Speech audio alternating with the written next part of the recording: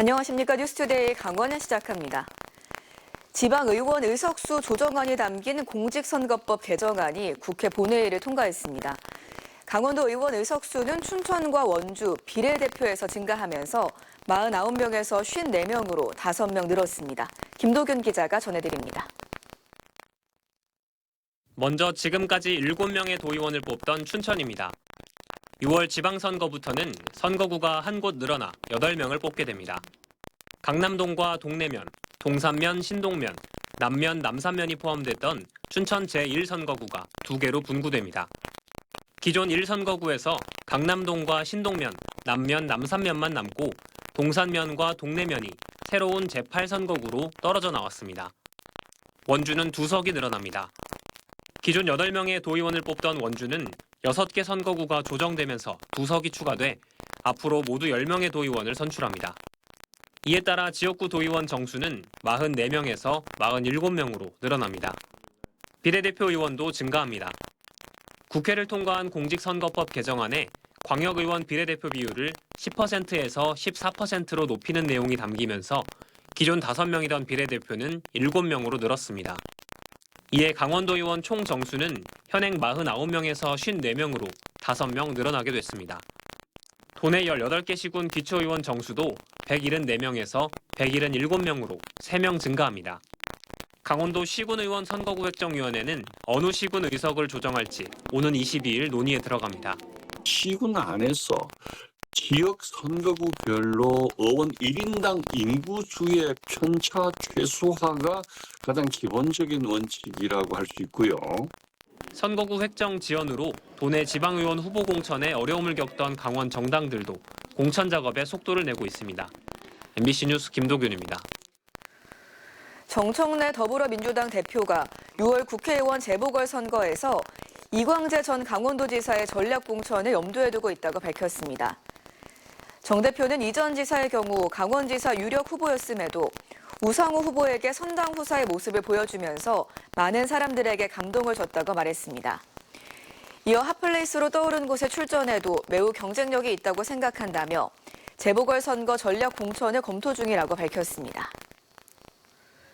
방미 일정을 마치고 어제 새벽 귀국한 국민의힘 장동혁 대표가 첫 지역 일정으로 강원도를 방문합니다.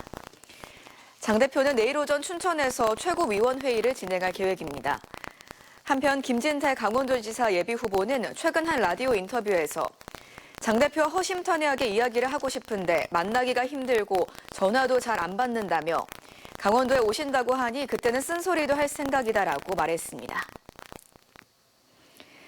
양양군 2026년 제1회 추경 예산안이 당초 4,220억 원보다 7.9% 늘어난 4,553억 5,076만 원 규모로 의회를 통과해 최종 확정됐습니다.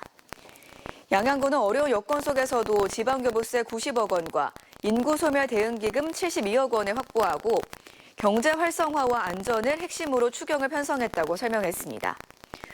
주요 사업은 설악산 오색삭도 설치 사업 70억 원, 물치항 수산물 종합판매장 건립 사업 35억 원, 손양지구 배수 개선 사업 23억 원, 양양 남대천 지방하천 정비 사업 7억 5천만 원 등입니다.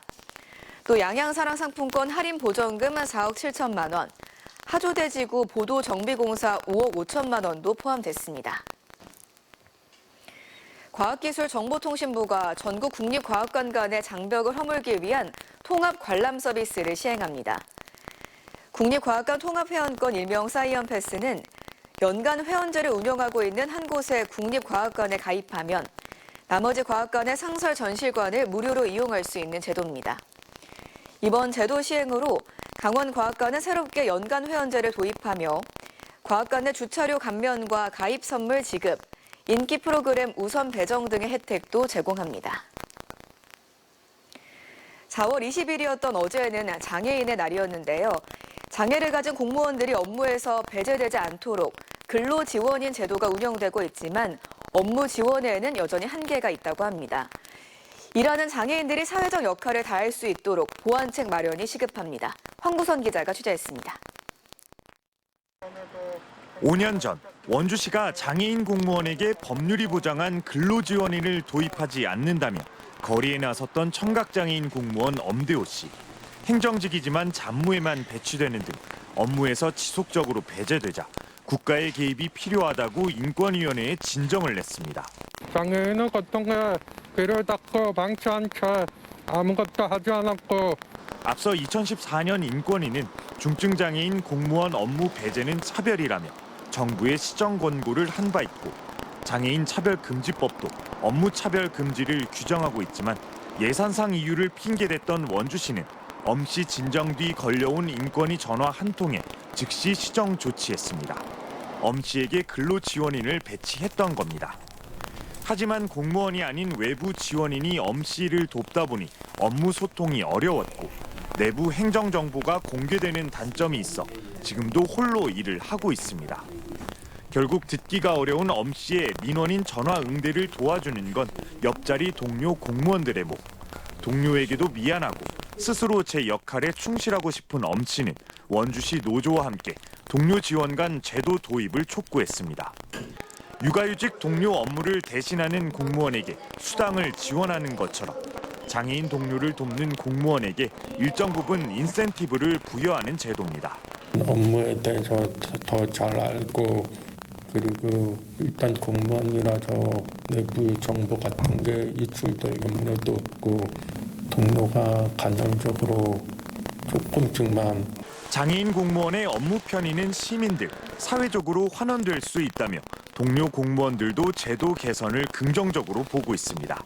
도와주는 분들이 있으면 업무의 속도나 업무의 편의성도 더 늘어날 거라고 저는 충분히 그렇게 되면 이제 시민들한테도 직접적으로 또 편리가 가는 게 맞는 거니까요. 노조는 지역에 연고가 있는 송기현, 박정아, 백승아, 최혁진 의원과 협의했고 일부 법안 발의가 추진되고 있습니다.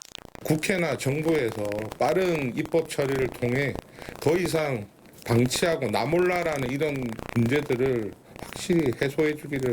강원도와 각 시군, 공공기관에서 일하는 장애인 직원은 정원의 3% 정도. 장애인 의무 고용 준수도 중요하지만 현장에 있는 장애인들이 사회적 역할을 할 수 있는 보완책도 필수적인 과제입니다. MBC 뉴스 황구선입니다. 지난해 속초의 한 노인 요양기관에서 입소자 일부가 전염성이 강한 옴 질환에 걸렸는데도 이 시설 측이 이를 은폐한 의혹 전해드렸습니다. 경찰이 이를 수사한 결과 은폐 의혹이 사실로 확인된 가운데 옴 질환에 걸렸던 90대 노인이 시설 퇴소 이후 숨졌고 경찰은 해당 기관 관리자를 업무상 과실치상 혐의로 기소했습니다. 김영호 기자의 보도입니다. 지난해 5월 속초의 한 노인요양기관에서 90대 할머니가 심한 피부 질환을 앓기 시작했습니다. 가족들은 면회 때마다 여기저기를 긁는 어머니를 이상하게 생각해 피부과 의원에서 진료를 받았습니다. 진료 결과는 전염성 피부 질환인 옴 확진이었습니다. 보호자 측은 이 사실을 요양기관 측에 알리고 각별한 돌봄을 요청했습니다. 하지만 90대 노모는 퇴소 후 대형 병원에서 치료를 받던 중 숨을 거뒀습니다. 유족들은 센터에서 제대로 치료받지 못한 채 밤잠을 설치며 정신 건강까지 쇠약해졌다고 주장했습니다. 비슷한 시기 이 센터에서는 70대 할머니 한 분도 외부 피부과에서 옴 확진을 받았지만 할머니의 가족들 역시 제대로 된 돌봄을 받지 못했다고 주장했습니다.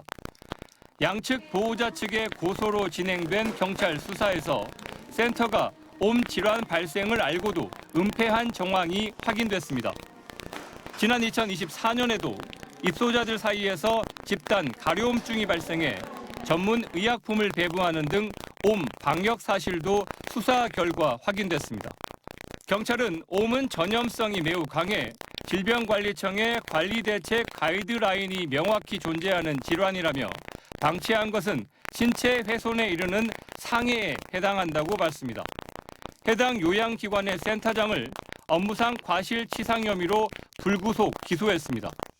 센터 측은 경찰 조사에서 보호자가 외부 진단서를 제출하지 않아 몰랐고 자체 진단 결과가 없어 적극적인 조치가 어려웠다고 밝힌 것으로 알려졌습니다. 요양보호사나 간호사나 그다음 그 관리 책임자들 다 같이 알고 있으면서도 그 사실을 숨긴 거지 않습니까? 노인 학대라고 보는데 이거를 개인 업무상 과실로만 보니까 좀 억울한 부분이 있습니다. 보호자 측은 노인복지법 위반 혐의가 있는데도 인정되지 않은 부분에 대해 이의 신청을 하고 민사상 손해배상도 청구하겠다고 밝혔습니다. 한편 센터 측은 경찰 수사 결과 외에 추가로 밝힐 입장이 없다고 선을 그었습니다. MBC 뉴스 김영호입니다.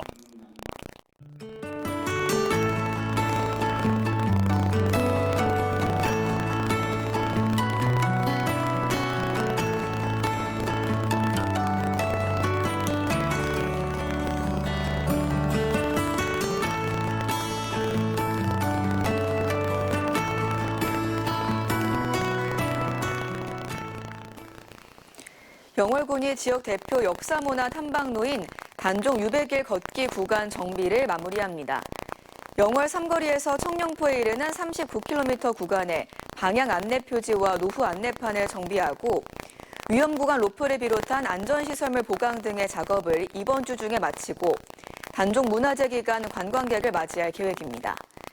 단종 유백길은 원주 황준 솔치제에서 영월 청룡포까지 이르는 탐방로로 솔치제에서 영월 삼거리까지는 차량으로 이동하며 스탬프 투어를 할 수 있도록 조성됐고 영월 삼거리부터 청룡포까지는 직접 걸으며 체험하는 구간입니다.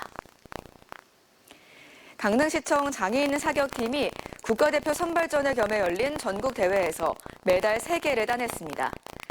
강릉시청팀은 지난주 열린 제3회 화성특례시장배 전국장애인 사격대회에서 심영집 선수가 10m 공기소총 복사 종목에서 금메달을, 이유정 선수가 50m 화약소총 3자세와 10m 공기소총 입사 종목에서 동메달을 목에 걸었습니다. 이번 대회는 오는 9월과 10월에 열리는 세계 장애인 사격선수권대회 국가대표 선발전을 겸해 열린 첫 번째 대회로 앞으로 선발전에서의 성과가 기대되고 있습니다. 올해 강원 학생 성장 진단평가가 초등학교는 7월 1일, 중학교는 7월 8일에 각각 실시됩니다. 교과 영역과 학습 심리 정서 진단 결과는 8월 넷째 주에 각 학교와 가정에 배부됩니다. 강원도 교육청은 문학 난이도를 상향 조정해 기초학력 보장은 물론 중상위권 학생의 학력 수준까지 정밀하게 진단할 계획입니다.